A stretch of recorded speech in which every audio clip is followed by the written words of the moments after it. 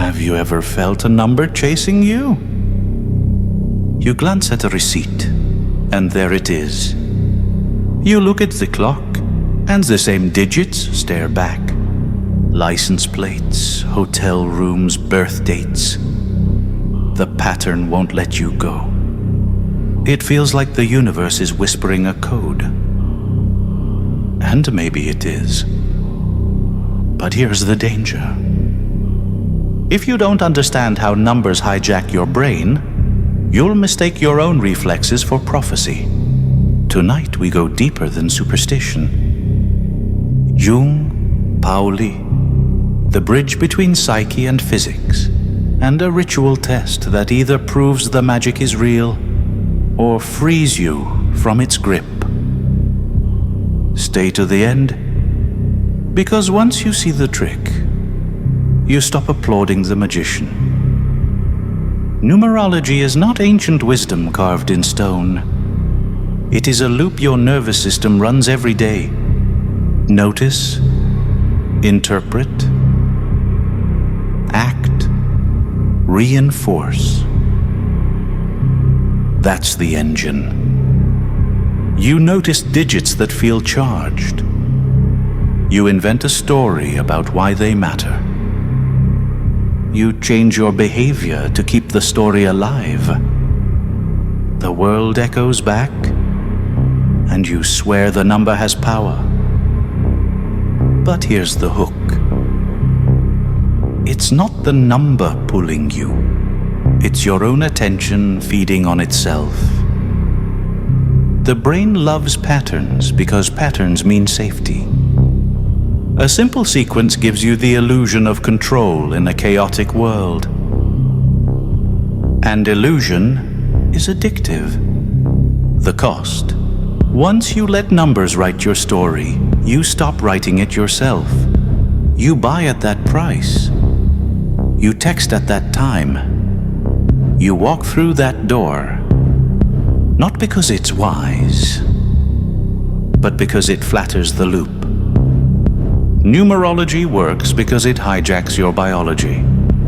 And if you don't call it out, it will run your fate like code you never wrote. Here's why this isn't just pop psychology.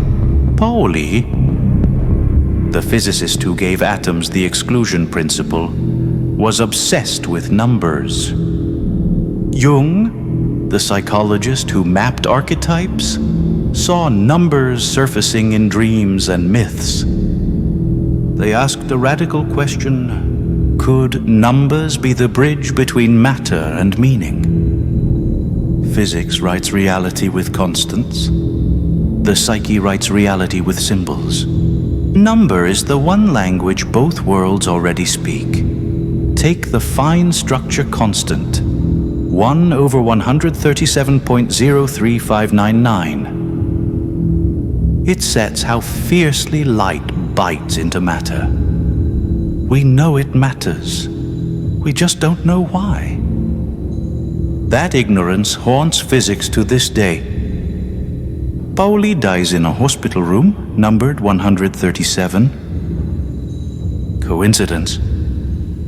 Sure. But the mind aches for fit. And the fit is what we're here to dissect. Because whether you call it physics or numerology, the same rule applies. Numbers discipline what you see, what you feel, and what you believe. Here's the real code. A number lands in front of you. Your salience network, the switchboard of attention, rings the alarm. Your breath skips. Your jaw sets. Your pupils widen. Meaning isn't abstract in that moment. It's a surge in flesh and blood. Your brain is a prediction machine. It expects continuity, and it flags surprise. The tagged number becomes a hot key. Dopamine marks it. The model bends around it. Then comes the trap. Once primed, you see it everywhere. This is the frequency illusion. Selection feels like confirmation. The universe isn't sending you mail. You're sorting it yourself. Add a story and the hook sets deeper. The number isn't just a token. It's your protector, your omen, your crown. You act to keep the loop alive, and now behavior itself provides evidence. That's the code. Numbers own you not because they have power, but because you surrender yours. But here's the turn. Numbers don't have to trap you. They can be tools, if you set the rules. Ritual is the user interface of the nervous system. Repetition shapes attention. Boundary focuses state. Timing creates expectation. Symbols compress instructions so the body can follow. Numbers are the cleanest symbols we have. They don't carry myths unless you load them.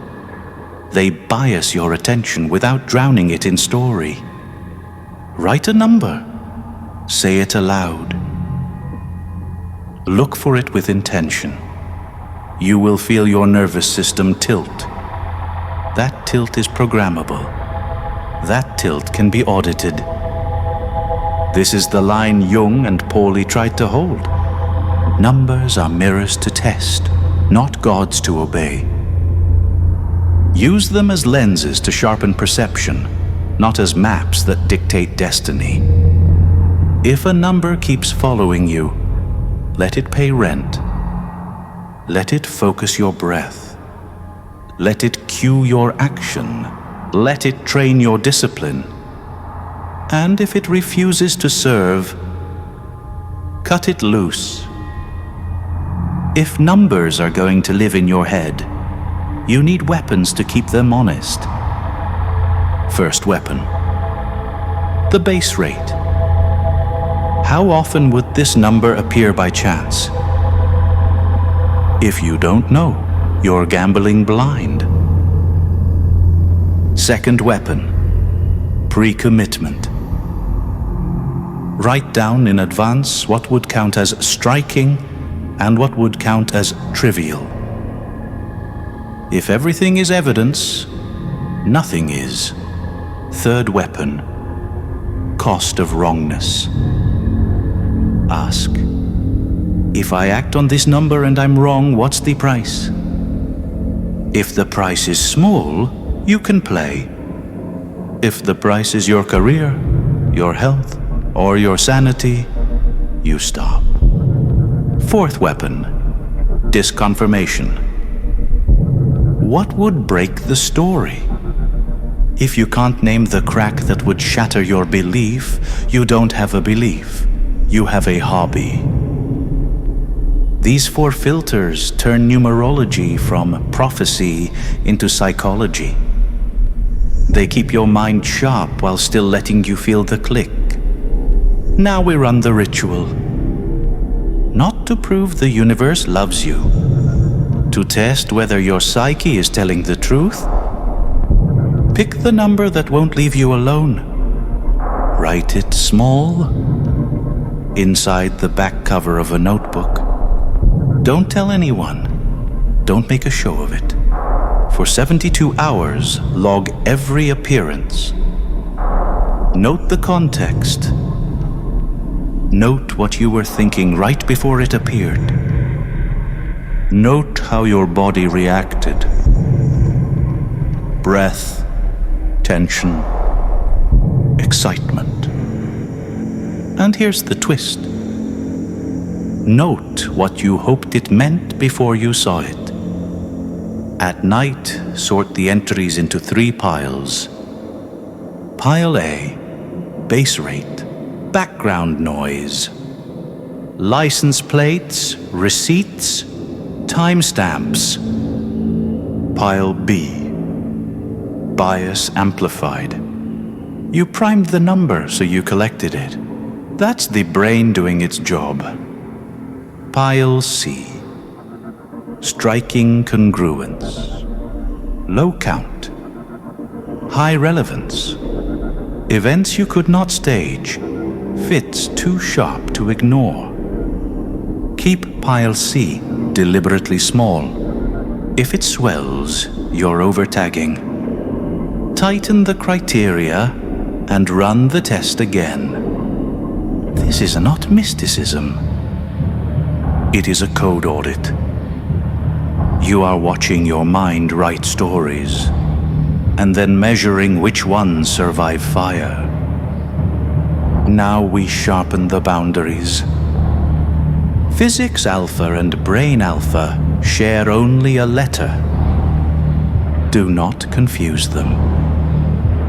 1/137.035999 shapes equations. It does not know your name. Archetypes structure your experience. They do not move electrons.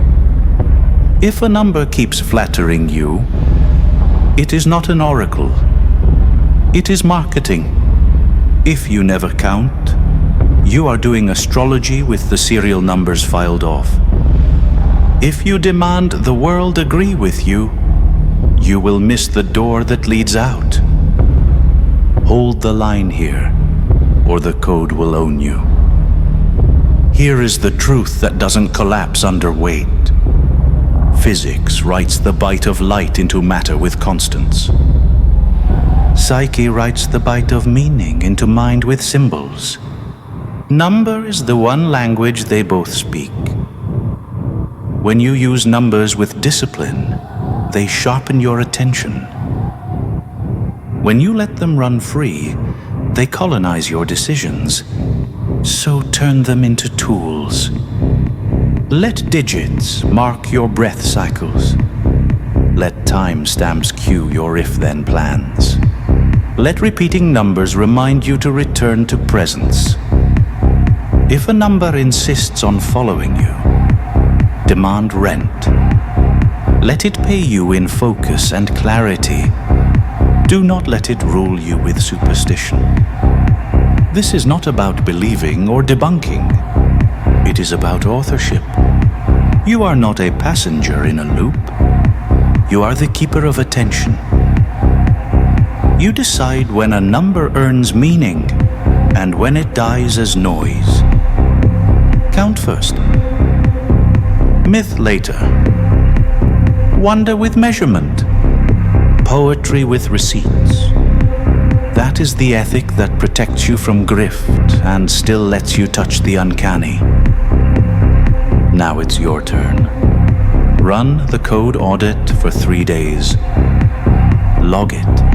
Sort it. Watch yourself. Then comment. Code received. Write your A, B, and C tallies. One line on what you learned. If your C stayed tiny, you trained a sharper lens. If your C twitched, share what it meant and how you kept your guard up. Subscribe to join the Living Lab. Next time, we'll take the best field logs and upgrade the toolkit. You are not a believer. You are not a debunker. You are the one who keeps the lamp lit while others chase shadows. Until next time.